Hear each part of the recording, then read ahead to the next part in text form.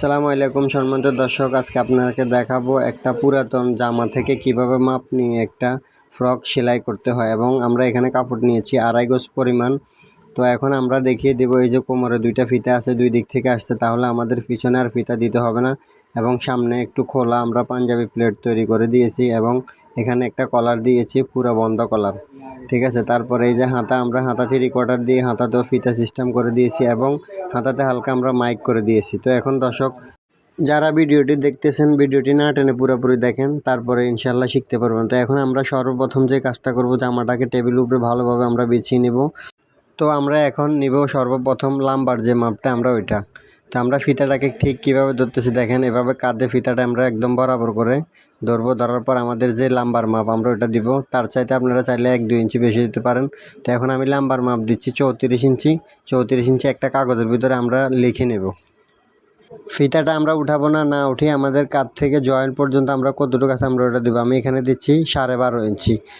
তারপর জামাটাকে ঠিক এভাবে ঘুরিয়ে নিব। নেওয়ার পর আমরা জামাটাকে হালকা টান টান করে আমরা টেবিলের উপরে ভালোভাবে বিছিয়ে নেব। তারপর আমাদের যে বডির মাপটা আমরা ওটা দিব। তো এখন এখানে দিচ্ছি 33, তারপরে হচ্ছে 30। বডির যে মাপটা আমরা ওইটা লিখবো উপরে, তারপর কোমরের মাপটা লিখবো আমরা নিচে, এটা এক সিরিয়ালে। তারপর আমাদের কাঁধের যে মাপটা আমরা ওটা লিখবো এক পাশে, তো এটা আমি দিচ্ছি 12 ইঞ্চি। তো এখন আমরা হাতাকে টান টান করে এভাবে টেবিলের উপরে বিছিয়ে নেব। নেওয়ার পর আমাদের হাতার যে কাঁধের যে জয়েন্ট আছে, জয়েন্ট থেকে আমাদের মুখ পর্যন্ত লম্বা যা আমরা তা দেব। তো আমি এখানে দিচ্ছি বরাবর 15 ইঞ্চি।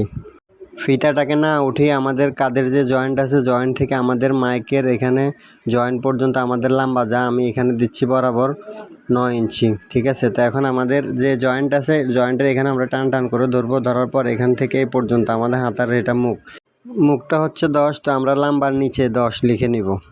তো দর্শক, কাস্টমার যেহেতু আমাদের হুবহু পুরাতনটার মতো সেলাই করতে বলেছে, তো আমরা এটাকে ফিতাটাকে এভাবে ধরে রাউন্ড করে নেব। নেওয়ার পর আমাদের মহড়া হচ্ছে 7.5 ইঞ্চি, তো আমরা 7.5 ইঞ্চি এটা লিখে নেব। তো আশা করি সবাই পুরাতন জামা থেকে কীভাবে মাপ নিব বুঝতে পেরেছেন। তো আমাদের কাপড়টা এখানে হচ্ছে সিঙ্গেল, তো আমরা কাপড়টাকে মাঝখানে একটা ভাঁজ দিয়ে আমরা এটাকে 2 ভাঁজ করে নেব। তারপর আমাদের যে খোলা যে অংশটা ওটা থাকবে সামনের দিকে, আর আমাদের যে বন্ধ যে অংশটা ওটা থাকবে আমাদের দিকে। যেহেতু আমরা এখানে ফ্রক কাটিং করব, পিছনে কলার দিয়ে আমরা আলাদা আলাদা সিঙ্গেলভাবে কাটিং করে নেব।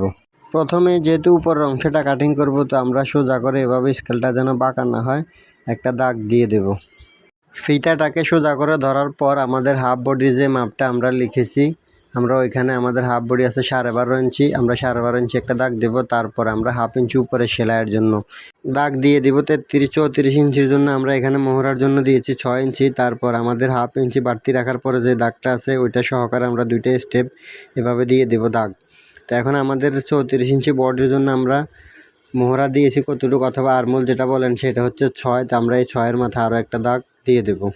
এখন দিব আমরা আমাদের গলার যে পাশটা আছে ওইটা। তা আমি 33-34 ইঞ্চি বডির জন্য আমি এখানে দিচ্ছি 2.5 ইঞ্চি পরিমাণ একটা দাগ। তারপর আমাদের যে কাঁধের যে মাপটা আমরা ওইটা নিয়েছি 13 ইঞ্চি, তা আমরা এখানে 13 ইঞ্চির অর্ধেক হচ্ছে 6.5 ইঞ্চিতে আরও একটা দাগ, হাফ ইঞ্চি হচ্ছে সেলাইয়ের জন্য। তা এখন হচ্ছে আমাদের বডির যে মাপটা ওইটা আমি এখানে পুরাতনটার থেকে নিয়েছি 33-33-এর 4 ভাগের 1 ভাগ 8 ইঞ্চি 2 পয়েন্ট আমরা এখানে দিয়ে দেব। তারপর আমাদের মাপটা হচ্ছে কোমরের, তো কোমরের মাপটা হচ্ছে আমাদের 30, তো 30-এর 4 ভাগের 1 ভাগ হচ্ছে 7 ইঞ্চি 2 পয়েন্ট। তা আমি এখানে 7 ইঞ্চি 2 পয়েন্টের মাথায় একটা দাগ দিয়ে দেব। তা আমাদের কোমরে যেহেতু আমরা এখানে টেকিন দিব, টেকিনের জন্য আমি এখানে নিচ্ছি আরও হাফ ইঞ্চি বাড়তি। ঠিক আছে, তারপর আমাদের এই কোমরের যে জয়েন্ট আছে, জয়েন্টের মাঝখান বরাবর করে আমরা একটা সোজা দাগ দিয়ে দেব। এটা হচ্ছে আমাদের টেকিনের জন্য, দাগটা ভালোভাবে বসিয়ে দেব। তারপর আমাদের ফুডের যে লাইনটা আছে আমরা ওইটা দেব। ওইটা আমাদের একদম ফুডের বরাবর থেকে সোজা করে স্কেলটাকে ধরে এভাবে একটা দাগ দিয়ে দেব এবং বডির যে মাপটা ওইটা দিয়ে দিব সোজা করে। তো এখন আমাদের এটা হচ্ছে সেলাইয়ের জন্য বাড়তি 1 ইঞ্চি 1 স্কেল দিয়ে দিব, তাহলে আমাদের হয়ে যাবে। এটা হচ্ছে আমাদের সেলাইয়ের জন্য বাড়তি যে দাগটা আছে ওইটা। তো এখন আমাদের কাঁধের জন্য, কাঁধে এখানে আমরা যা নিয়েছি তার থেকে 1 স্কেল এভাবে একটা দাগ বসিয়ে দেব। এটা হচ্ছে আমাদের কাঁধের রাউন্ডের জন্য। তারপর মোহরা থেকে কাঁধ পর্যন্ত এভাবে রাউন্ডটা আমরা করে দেব। এটা হচ্ছে আমাদের কাঁধের শেপের জন্য, যেহেতু আমরা এখানে কলার দিচ্ছি। এখন আমাদের মোহরার যে শেপটা আছে ওইটাকে আমরা এভাবে ঘুরিয়ে দাগটা বসিয়ে দেব। তা আশা করি সবাই বুঝতে পেরেছেন আমি কিভাবে হাফ বডির মাপটা পুরোপুরি দিয়েছি। আমরা যেভাবে সুন্দর করে দাগ দিয়েছি, দাগে দাগে আমরা কাটিং করব। তো আমাদের এখানে নিচের যে আমরা 1/2 ইঞ্চি পরিমাণ আমরা বাড়তি রেখে সোজা করার জন্য দাগ দিয়েছি, তো আমরা দাগের নিচে হালকা কাটিং করে নেব। তো আমাদের এখানে কাঁধের এখানে দেখতে পাচ্ছেন আমরা 1 স্কেলের মতো আমরা বাড়তি রেখেছিলাম। তো এই 1 স্কেল এভাবে ডাউন দিয়ে এভাবে ঠিক কাঁধ থেকে আমরা ডাউন যেভাবে দিয়েছি এভাবে কাটিং করে নেবেন সুন্দর করে। মোহরাটাকে এভাবে ঘুরিয়ে কাটিংটা করে নেবেন সুন্দর করে। এটা হচ্ছে আমাদের জামার যে ব্যাক পার্ট, আমরা ওইটাই প্রথমে কাটিং করেছি। তারপর এভাবে কাপড়টাকে আমরা সরিয়ে নেব। কাটিং করার পর পাশে আমাদের যে কাপড়টা বের হয়েছে আমাদের ওইটা হচ্ছে খোলা অংশটা। তা আমাদের খোলা অংশটা আমরা এখন আমাদের দিকে ঘুরিয়ে এভাবে নিব। এই যে আমাদের দেখেন এখানে 2টা পাট্টা আছে খোলা, তারপরে এটাকে আমরা ভালোভাবে বিছিয়ে নেব সুন্দর করে। এই কাপড়টার মধ্যে আমরা প্লেটের জন্য, যেহেতু আমরা এখানে প্লেট বসাবো, তার জন্য আমরা এক্সট্রা 2 ইঞ্চি করে একটা দাগ দিয়ে দিব উপরে নিচে। এখানে আমরা বরাবর 2 ইঞ্চি দিয়েছি, এটা হচ্ছে আমাদের প্লেট মুড়িয়ে সেলাইয়ের জন্য। তো আমরা এভাবে দাগটা সোজাভাবে আমরা দিয়ে দেব। এই 2 ইঞ্চি কাপড়টাকে আমরা এভাবে একটা ভাঁজ দিয়ে দেব। ভাঁজ দেওয়ার পর আমরা ঠিক এভাবে ভালোভাবে ঘষে আমরা এটাকে বসিয়ে নেব, যেহেতু আমাদের কাটিং করতে একটু সহজ হয়। ঠিক আছে, এখন যে ব্যাক পার্টটা আছে আমরা ওইটা নেব। নেওয়ার পর আমাদের সামনা ব্যাক দুইটাকে একসাথে ভালোভাবে একটার উপর একটা সমান করে এভাবে বসিয়ে নেব। এখন আমরা দোনোটা পার্টটা এভাবে কাটিং করে নেব ঠিক হুবহুবভাবে। তো দর্শক আপনারা অবশ্যই লক্ষ্য রাখতে হবে আমাদের এখানে আমরা কাটিংটা কিভাবে করতেছি। একটা পার্টটা নেওয়ার পর আমরা আরেকটা পার্টটা কোন জায়গার থেকে নিচ্ছি।